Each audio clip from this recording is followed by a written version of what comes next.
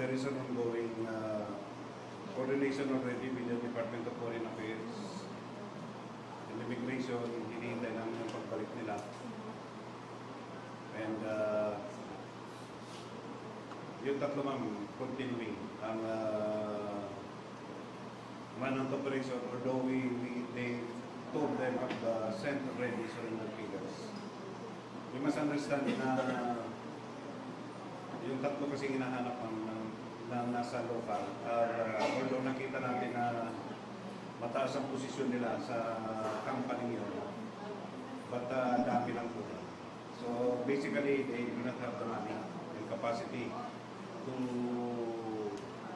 pay for a lawyer at sarili nila. Pero kasi sir, despite na that,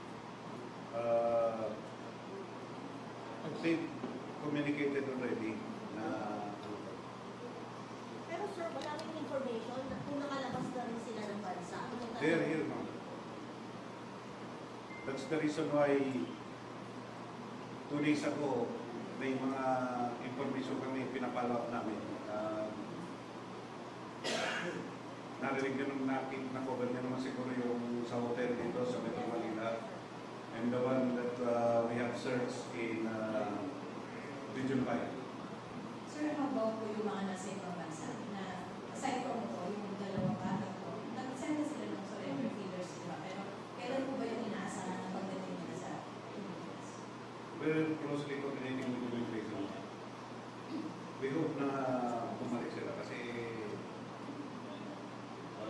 I think there is an